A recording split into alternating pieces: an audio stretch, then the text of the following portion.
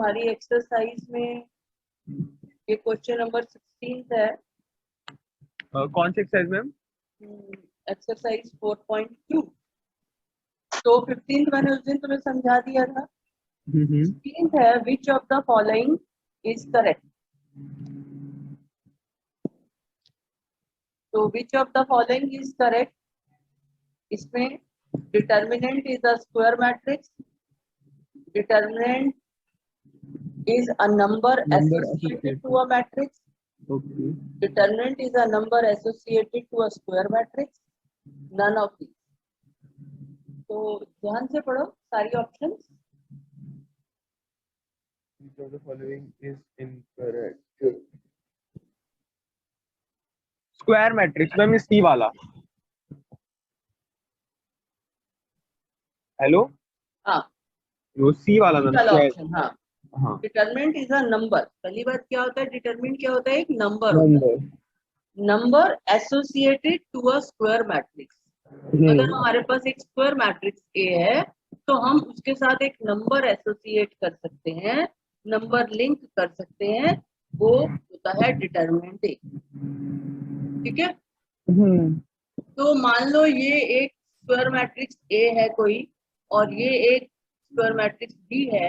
इनके साथ जो हम नंबर एसोसिएट करेंगे, क्या वो नंबर जो है वो यूनिक होगा, मतलब ए के साथ जो नंबर एसोसिएट होगा सेम नंबर बी के साथ भी हो सकता है या नहीं हो सकता है। हो सकता है ऐसा कि ए को हम मान लो, ए मेरे पास एक मैट्रिक्स है 1 2 5 7, ठीक है। तो इसके साथ जो नंबर एसोसिएट होगा वो क्या होगा, वो क्या कहते हैं, ए होगा। मतलब क्या वो इस मैट्रिक्स के साथ जो नंबर एसोसिएट होगा, कौन सा नंबर एसोसिएट होगा, डिटरमिनेंट है। हाँ, अच्छा, ओके। तो डिटरमिनेंट ए की क्या वैल्यू होती है, डिटरमिनेंट ए की वैल्यू होती है 7 माइनस क्या कहते हैं 10। तो क्या आया, -3। ठीक है। अब बी एक मैट्रिक्स है, तो क्या ये पॉसिबल है कि बी विथ -3 के साथ एसोसिएटेड हो, B is a square matrix. हाँ, पॉसिबल है ना कि हाँ। बी जो भी है, मान लो वो कुछ और है मैट्रिक्स, पर ऐसा हो सकता है ना कि उसके साथ भी सेम नंबर अटैच हो। तो ये जो नंबर अटैच होता है, जरूरी नहीं है कि वो सेम हो, मतलब मैट्रिक्स सेम हो। हाँ, हाँ। ये नंबर इसके साथ भी डिटरमिनेंट बी क्या आ गया, -3। तो ऐसे बहुत सारी मैट्रिक्स हम लिख सकते हैं जो -3 से एसोसिएटेड होंगी। पर वो ए मैट्रिक्स और बी मैट्रिक्स क्या इक्वल है, मतलब मैम क्या? ए और बी मैट्रिक्स इक्वल है। हाँ, ए और बी मैट्रिक्स इक्वल है। इक्वल है, मैट्रिक्स नहीं, उनका वो डिटर्मिनेंट इक्वल है, मैट्रिक्स इक्वल नहीं है। इक्वल। तो हाँ। मैट्रिक्स तो इक्वल नहीं है ना। नहीं, मैट्रिक्स तो इक्वल नहीं। अनइक्वल मैट्रिसेस जो है वो सेम नंबर के साथ एसोसिएट हो सकती हैं। ठीक है, ये बात तुम्हें पता होनी चाहिए। ये भी हो सकता है कि एक 3x3 मैट्रिक्स है, उसका डिटरमिनेंट भी -3 आ जाए, हो सकता है ना। तो ऐसे बहुत सारी मैट्रिसेस हो सकती हैं जिनका डिटरमिनेंट जो है वो -3। तो ये जो एसोसिएशन है वो यूनिक नहीं है। ठीक है, ऐसा नहीं है कि ए जो है -3 से एसोसिएटेड है तो बी जो है वो -3 नहीं होगी, कोई और नंबर होगा। सेम भी हो सकता है, कोई और भी हो सकता है। तो हम ये यहाँ पर क्या कहेंगे, ये एसोसिएशन यूनिक नहीं। ठीक है। अब इसमें एरिया ऑफ अ ट्राइंगल, तो एरिया ऑफ अ ट्राइंगल तुमने लास्ट ईयर भी पढ़ा है, ठीक है, 11th में भी पढ़ा था, वहां भी एरिया निकाला था, याद है। 11th में एरिया ऑफ अ ट्राइंगल था कोऑर्डिनेट ज्योमेट्री में। तो वहां वाला फॉर्मूला याद है, कोऑर्डिनेट ज्योमेट्री वाला एरिया ऑफ द फॉर्मूला, जो मतलब जो नॉर्मल जो सबसे पहले वाला है, मतलब जो सबसे पहला फॉर्मूला है। हाँ, जो तुमने याद किया था 11th में एरिया निकालने के लिए ट्राइंगल का। अच्छा, वो वाला।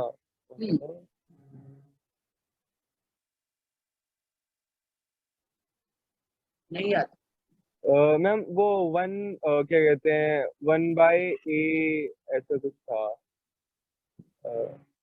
वन अच्छा देखो, अब याद। 12th में हम जो पढ़ रहे हैं वो क्या पढ़ रहे हैं कि एरिया जो है ये हाफ क्या होता है, एरिया किसके इक्वल होता है, half.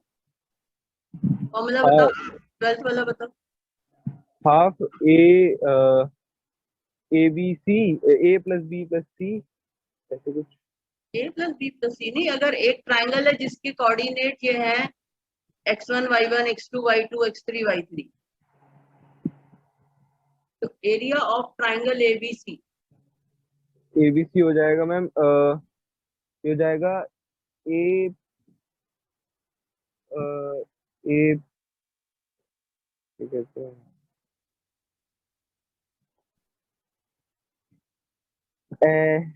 x1 plus x1 plus y1 plus x1 ऐसे कुछ। वो तो 11th में पढ़ा था।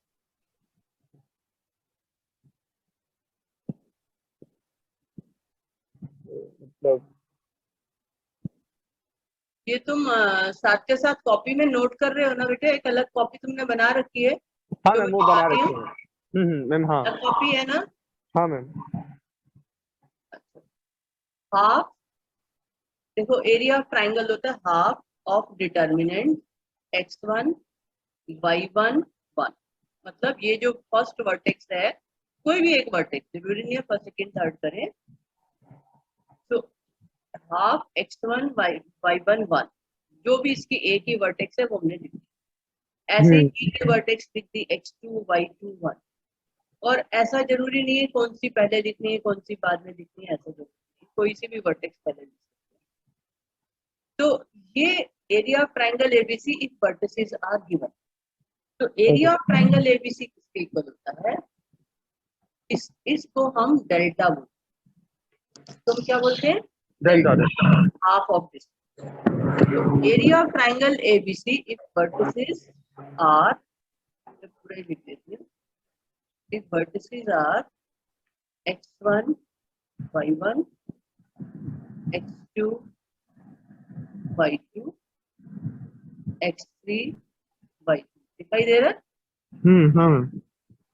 area of triangle ABC if vertices are these is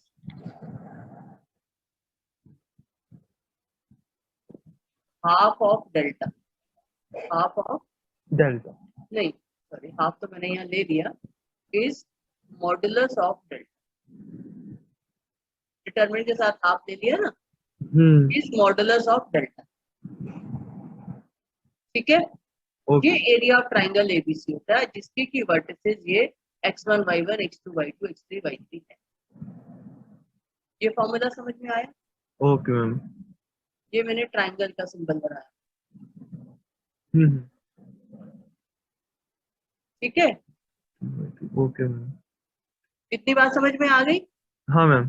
तब कोई भी ट्राइंगल के वर्टिसेस तुम्हें पता हो तो तुम उसका एरिया लिख सकते हो यूजिंग द वर्टिसेस। हाँ मैम। अब जब इस डिटरमिनेंट को एक्सपैंड करेंगे तो हमारे पास आंसर आ जाएगा। इसको एक्सपैंड करो यूजिंग फर्स्ट कॉलम, क्या आता है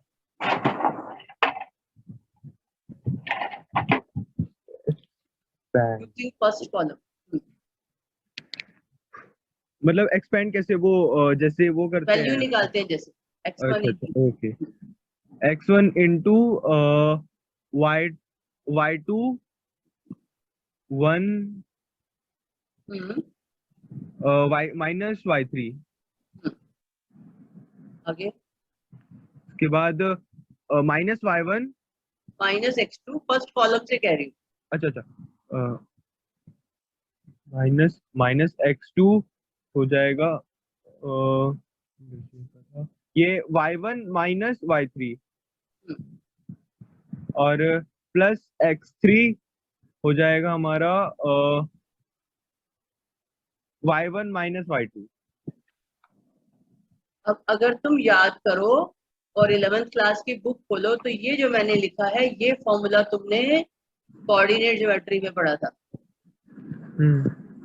ये इस डिटरमिनेंट की ये जो एक्सपेंडेड फॉर्म है, ये कोऑर्डिनेट ज्योमेट्री में पढ़ा था तुमने लास्ट ईयर, अपनी किताब खोल के देखना। तो ये जो एक्सपेंडेड फॉर्म है, इसको याद करना बच्चों को मुश्किल लगता है, लेकिन ये डिटरमिनेंट वाली फॉर्म में हमें जल्दी याद होता है। हाँ, है ना? एक्सपैंड हम कर ही लेंगे, तो half into x1 y1 1, x2 y2 1, x3 y3 1, ये हो गया एरिया ऑफ ट्राइंगल मॉडुलस। ठीक है, तो अगर हम इसमें क्वेश्चन देखें, तो अगर एक ट्राइंगल है जिसकी वर्टिसेस हैं, find area of a triangle with vertices 2 1 -3 4 and 5 6। तो अब इसका एरिया किसके इक्वल आएगा? सबसे पहले हम क्या निकालेंगे? डेल्टा निकालेंगे। हाँ, delta equal to delta equal to 2 2 1 1 2 1 1 -3 4 1 and 5 6 1। 5 6 1, ये है डेल्टा। ऊपर देखो ध्यान से,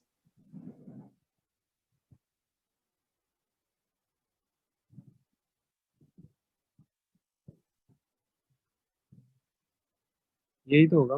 यही लिखा, कुछ और भी था इसके अलावा? कुछ और भी है डेल्टा में? फॉर्मूला देखो मैंने क्या दिया डेल्टा।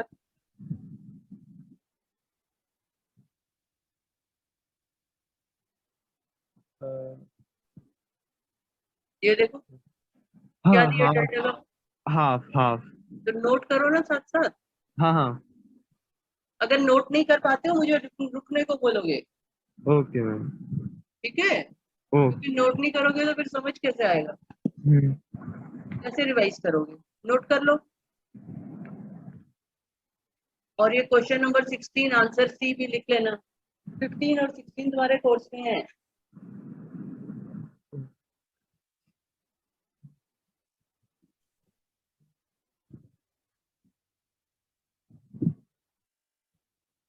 लिख लिया मैम। लिख लिया? फॉर्मूला लिख लिया? हाँ, फॉर्मूला लिख लिया मैम। एक्सपेंडेड फॉर्म की जरूरत नहीं है, बस फॉर्मूला ये है ना? तो मैं तुम्हें ये बस बता रही थी कि लास्ट ईयर तुमने यही चीज पढ़ी थी एक्सपेंडेड फॉर्म में, तब तो डिटरमिनेंट नहीं आता था इसलिए। तो delta equal to half of this, तो ये हाफ भूलना नहीं है पेपर में, भूल जाओगे वरना। हाफ ऑफ डिटरमिनेंट ऐसे याद रखो, delta equal to half of determinant. तो एरिया क्या होता है? Modulus of delta. अब इसको एक्सपैंड करना है हमने, तो इसको एक्सपैंड करने के लिए चाहो तो फर्स्ट रो से या फर्स्ट कॉलम से एक्सपैंड कर सकते हो, बट थर्ड कॉलम से भी एक्सपैंड कर सकते हो।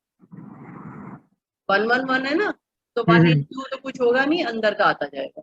हाँ, तुम्हारी मर्जी है, पर तुम्हें जिसमें कन्वीनियंट हो उससे करो। मान लो हम थर्ड कॉलम से एक्सपैंड करते हैं, तो क्या आता है? 1 इंटू 1 इंटू -18 -20, हाँ आगे फिर हो जाएगा ये -1 और -1 इंटू 12 -5 एंड +1 इक्वल्स टू फिर 8 +3। ठीक है, तुम्हारी मर्जी है, जैसे भी तुम्हारा कंफर्ट हो उसके हिसाब से। हाफ इंटू -38, ये कितना आ गया? -38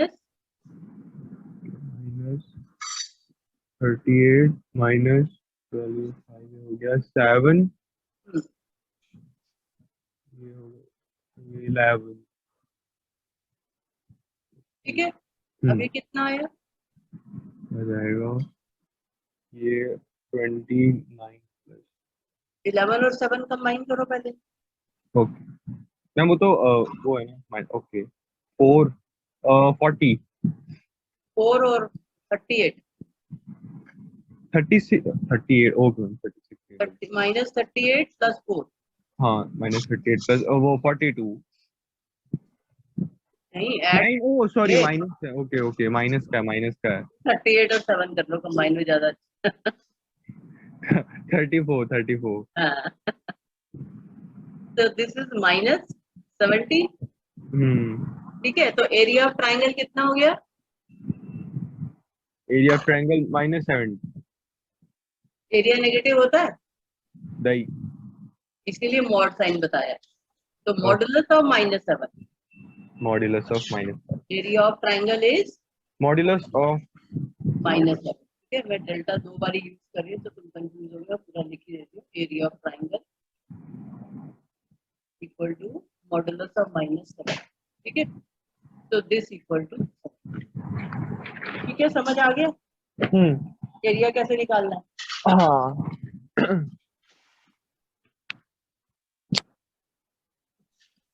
तो ये जो क्वेश्चन नंबर 1 है 4.3 का, ये अब तुम कर सकते हो। ओके ओके मैम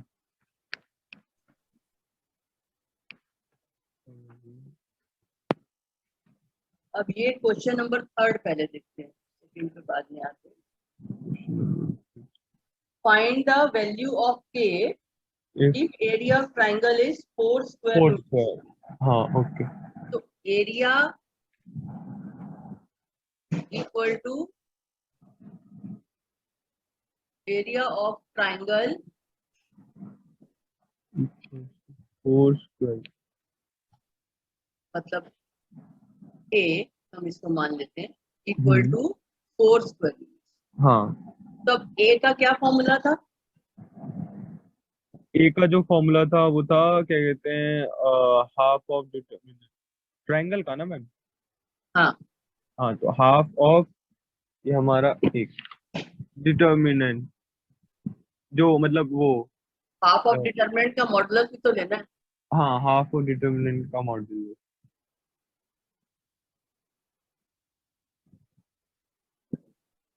तुम्हें ये फॉर्मूला याद रखना है। ओके मतलब ए का तो मॉड्यूलस ऐसे ही याद रखना है area equal to modulus of delta. Of delta okay area of modulus of delta ऐसे ही याद रखना है, समझ में आ रही है? Modulus of delta okay ma'am तो एरिया जो है वो तुम्हारा किसके इक्वल है? मॉडुलस ऑफ डेल्टा हाँ इक्वल टू 4। 4 ठीक है अब मॉड डेल्टा इक्वल टू 4, तो इसका मतलब डेल्टा किसके इक्वल होगा? किसी चीज का मॉडुलस अगर 4 आता है तो किसके इक्वल होता है? 4 या फिर -4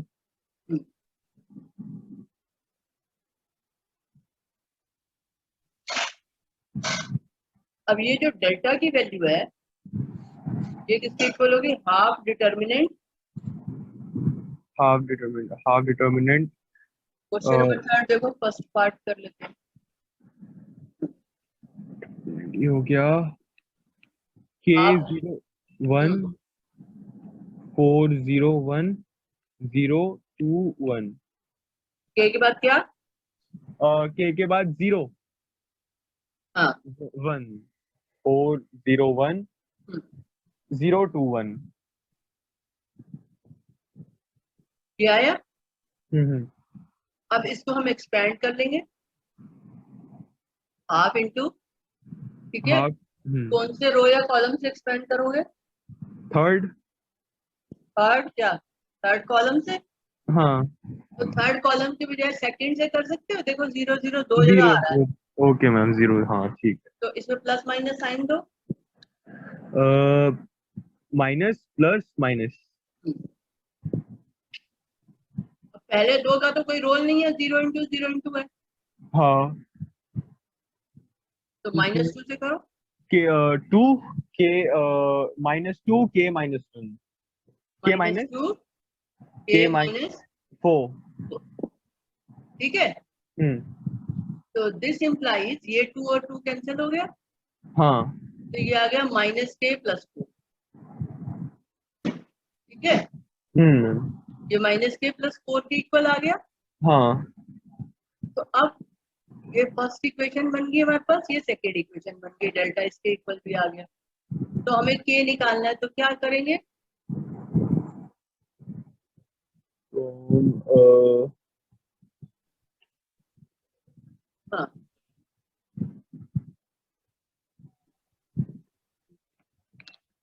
मतलब फर्स्ट इक्वेशन ये पूरा जो ये है डेल्टा इक्वल्स टू ये जो वो 4 और -4, और यहाँ से डेल्टा आ गया हाँ, ये वाली ओके। -k+4। तो k डेल्टा निकालना है, तो दोनों चीज डेल्टा के इक्वल है। हाँ कैसे निकालेंगे k? क्या लिखेंगे?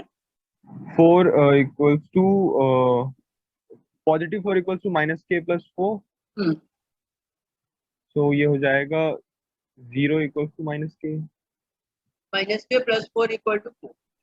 तो this implies -k equal to 0। हाँ तो k इक्वल टू क्या आ गया? 0। 0 के और दूसरा क्या आया? -k+4 equal to -4। -4। हाँ तो this implies -k equal to -k equals to 8 equals -k। To k। हाँ मैम ओ माइनस से माइनस हट जाएगा ना मैम ओ हाँ, k इक्वल टू 8। 8। ठीक है, हम्म तो यही क्वेश्चन था। क्वेश्चन ये था, find the value of k। तो अब जब क्वेश्चन करना है तो सिस्टमेटिकली करना है। एक तो ये याद रखना है कि एरिया ऑफ ट्राइंगल तुमने पढ़ा है modulus of delta. Modulus of delta. ठीक है, ये देखो, ये मैंने यहाँ निकाला है ना, area of triangle modulus of -7। इसलिए मैंने यहाँ पर अब ये अलग से लिख भी दिया, जिससे तुम्हें कोई कंफ्यूजन ना हो। एरिया ऑफ ट्राइंगल पूरा लिख लो, एरिया ऑफ ट्राइंगल। ठीक है, तो ये इस चीज को तुमने भूलना नहीं है। Area of triangle equals to equal modulus. To modulus of delta, ये तुम्हारा फॉर्मूला है। ठीक है, इसको चाहे तो हटा दूं, इसको हटा दूं नीचे वाले को, या हाँ लिखना है? इसका हमें कुछ नहीं करना, ये तो मैं सिर्फ तुम्हें बता रही थी, 11th में हमने यही चीज पढ़ी थी। लिख लिया मैम मैंने। तो हाँ, कोई बात नहीं, वो तो ऊपर लिखा हुआ है ना, तो यहाँ हटा देती। तो area of triangle equal to modulus of delta. ठीक है, तो ये चीज को तुम अच्छे से याद कर लो। तुम्हें कैसे याद रखना है अपने माइंड में इसको, वो मैं तुम्हें बता रही हूँ। तुम्हें याद रखना है area of triangle equal to modulus of पूरा, डेल्टा। जो डेल्टा डेल्टा आ जाते हैं। Area of triangle equal to modulus of delta, where delta equal to half of x1 y1 1, x2 y2 1, x3 y3 1। ठीक है, समझ में आ गया? हाँ मैम। तो ये तुम माइंड में याद कर,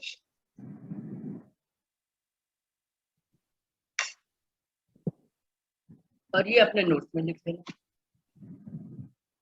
ठीक है, हाँ मैम।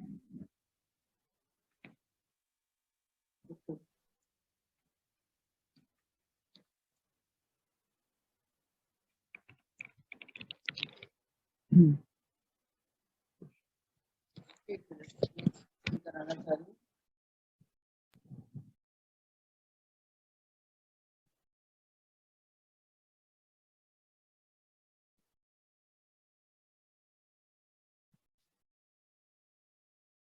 तो इसमें मैं ये कराना चाह रही थी तुमको कि इफ ए बी सी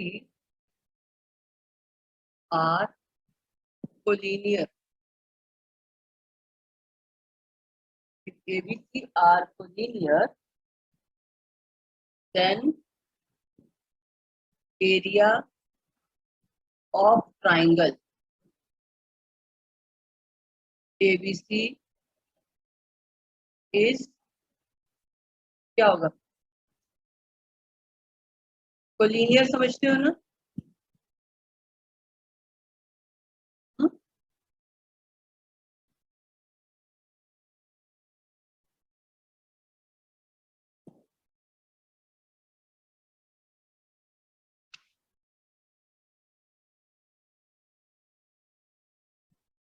बोलो कोलिनियर का मतलब क्या होता है?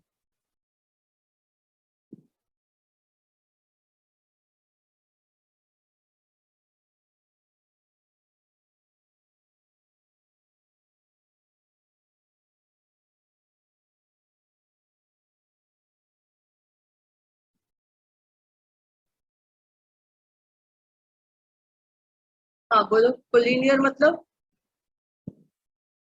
सिद्धार्थ कोलिनियर का मतलब क्या होता है? तुम हो वहां नहीं हो? Siddharth.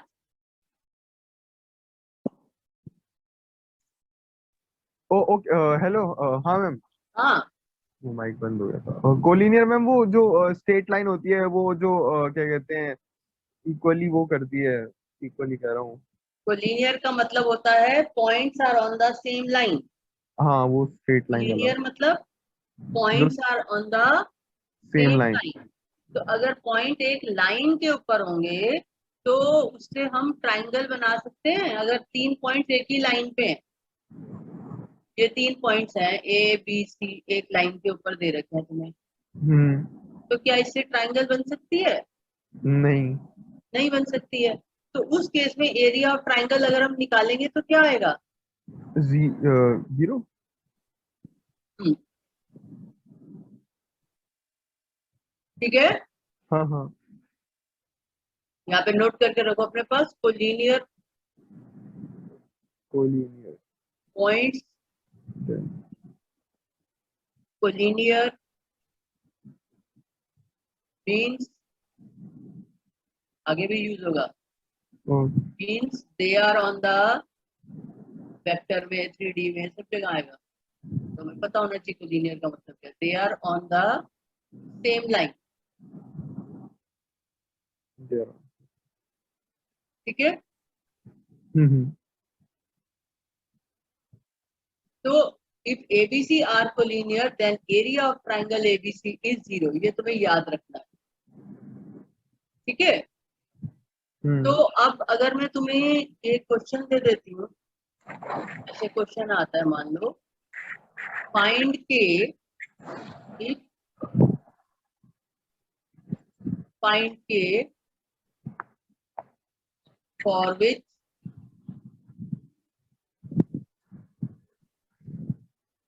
One four k five and five six are collinear.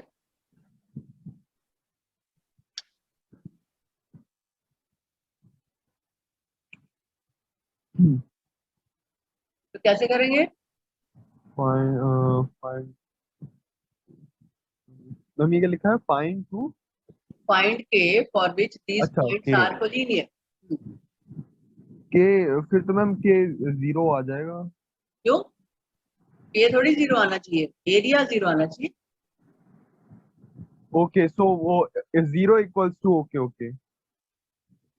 उसका क्या कहते हैं जो मॉड क्या कहते हैं मॉड्यूलस ऑफ डेल्टा जो होगा वो इक्वल्स टू जीरो होगा। Hmm, modulus of delta equal to zero. Hmm. तो this implies delta equal to zero. हाँ तो डेल्टा किसके इक्वल था? डेल्टा इक्वल था हाँ। Half of hmm, 141 half of, हाँ, 141 141। और एक मैम क्वेश्चन लिखते हाँ हैं इससे। एक मिनट। हाँ, लिखो क्वेश्चन लिखो। आर ओके लिख लिया मैम। हम्म, के 51 हम्म, से 561 equal to zero. Equals to zero. This implies, अब ये हाफ का जो टू है तो उधर चला जाएगा, जीरो में मर्ज हो जाएगा। हाँ तो वो तो जीरो ही हो जाएगा। तो ये डिटरमिनेंट जीरो के इक्वल आ जाएगा। ठीक है। हाँ तो अब डिटरमिनेंट एक्सपेंड करो। ओके तो थर्ड से करें मैम थर्ड रो से। जिससे तुम्हें कन्वीनियंट हो, सब बराबर है। ओके, फर्स्ट से कर लो, फर्स्ट से कर लेते हैं। क्योंकि फर्स्ट कॉलम से अननोन यहाँ पे है ना, हाँ हाँ इधर हाँ, से करेंगे तो अननोन फिर ब्रैकेट्स में आएगा। कहीं से भी कर लो, वैसे फर्स्ट कॉलम से फर्स्ट कॉलम। जीरो होती है तो हमें फायदा होता है करने फर्स्ट कॉलम से वन, वन इक्वल वन आ जाएगा, वन इंटू 5 - 6, और माइनस के इक्वल्स टू 4 - 6 में। प्लस 5 इंटू 4 - 5, तो ये हो जाएगा -1, ये कितना आया? माइनस +2k, और ये -5 0। ये -6 इक्वल टू 0, हाँ, तो तो दिस इम्प्लाइज के इक्वल टू, पॉजिटिव, ओके, 3। ठीक है। हम्म ये क्वेश्चंस को, मतलब इस क्वेश्चन को, कोलिनियरिटी वाले क्वेश्चन को करने का शॉर्टकट मेथड जो है वेक्टर्स वाले चैप्टर में भी आता है, वेक्टर्स में हम पढ़ेंगे, ठीक है। ओके। पर वो तुम्हारा जो है सेकंड टर्म में बाद में कभी कराया जाएगा, तो अभी तुम्हें इसी मेथड से ही कर, ठीक है। हम्म तो या लिखा आ जाए कि डिटरमिनेंट से करो, तो फिर डिटरमिनेंट से ही करना पड़ेगा, और मुश्किल तो है नहीं कुछ ऐसे, इससे भी करने में है ना।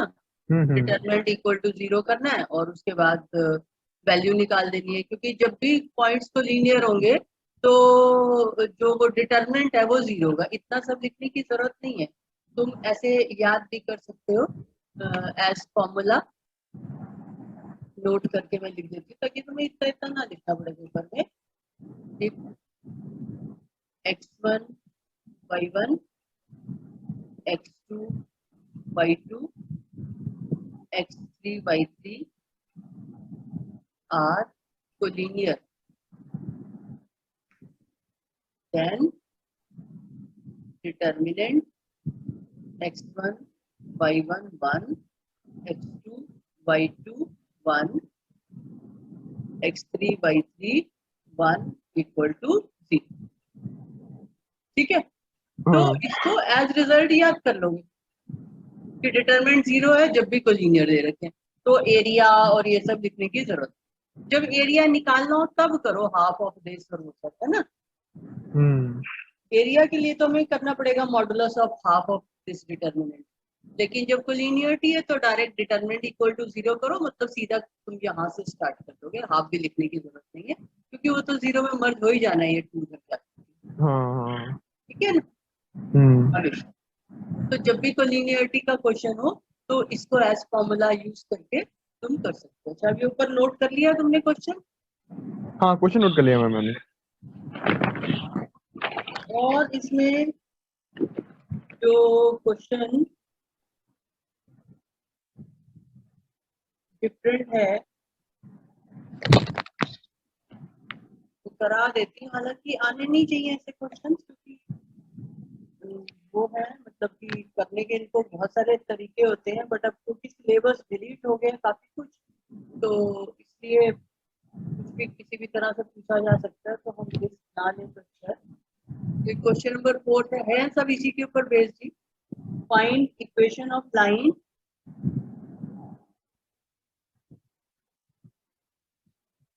joining 1 2 and 3 6 using determinants।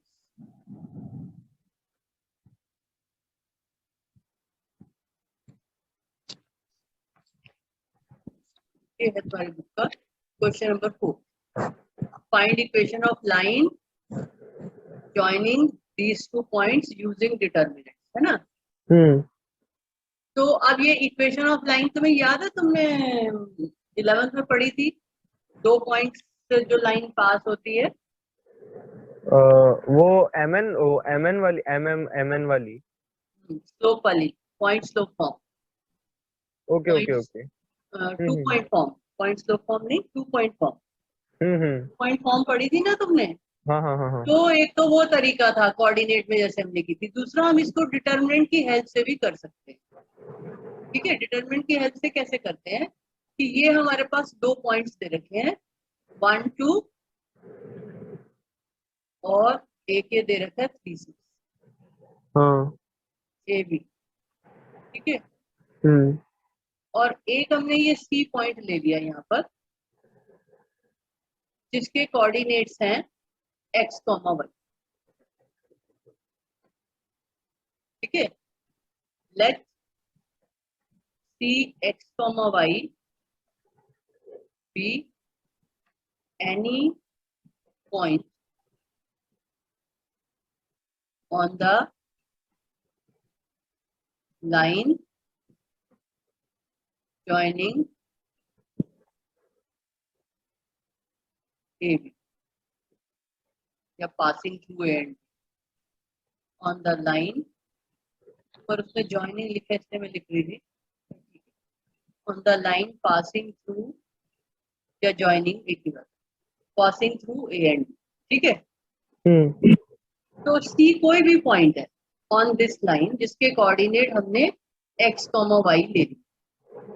अब ये जो कोई पॉइंट C है वो लाइन के ऊपर है जिसमें से ए बी पास कर रहे हैं, तो ए बी सी कैसे पॉइंट्स हुए? ए बी सी किस तरह के पॉइंट्स हुए?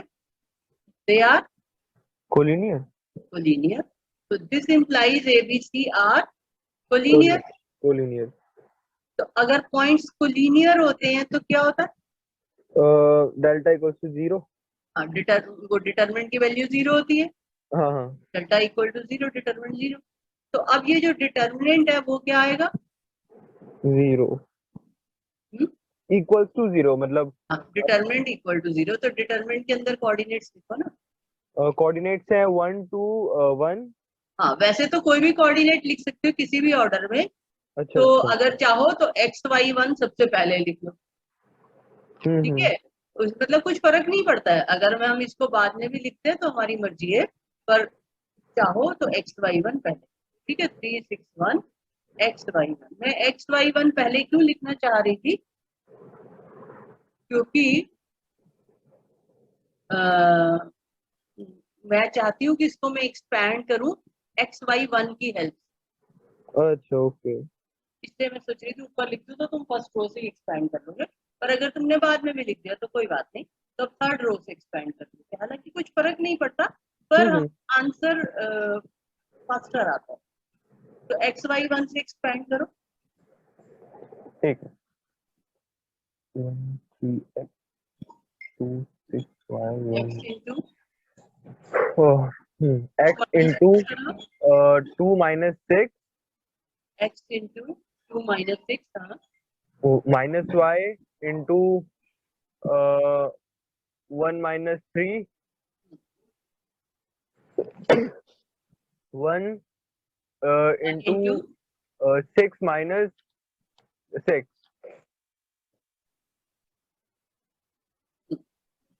तो अब ये क्या आ गया?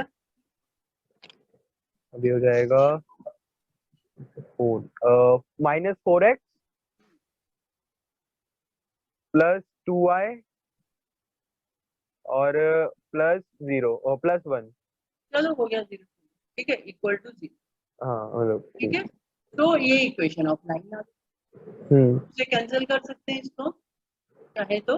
हमारे पास ये आ रहा है 4x इक्वल टू 2y, तो 2 से कैंसिल कर देंगे तो 2x इक्वल टू 1, ये आंसर है ना। या ऐसे भी छोड़ सकते थे, हाँ। -2x plus Y equal to 0, मतलब कैसे भी लिख सकते, y -2x इक्वल टू 0। समझ में आ गया? तो इस टाइप के क्वेश्चंस जो है तुम्हें कर सकते हो। अब ये एक्सरसाइज में 4.3 में जितने भी टाइप के क्वेश्चंस हैं मैंने तुम्हें करवा दिए। ठीक है,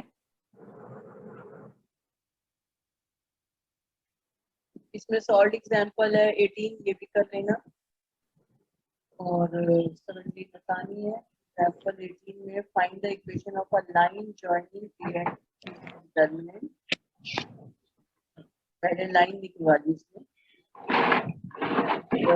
फाइंड के the points in the area of triangle ABD.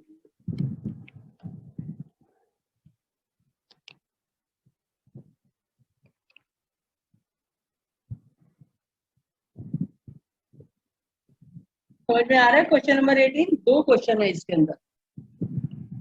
Question number 18 sorry example 18 example example 18 में दो क्वेश्चन हैं। हाँ हाँ find the equation of a line joining A and B using determinant. Siddharth school तो नहीं जाना? तुम्हारे स्कूल का टाइम हो रहा है बेटे। मैम संडे है आज। ओ हाँ आई।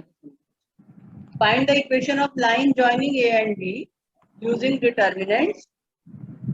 यूजिंग डिटर्मिनेंट हाँ तो और एक इक्वेशन ऑफ लाइन ऐसे ही निकाल लोगे जैसे मैंने निकाली तुम्हारे लिए।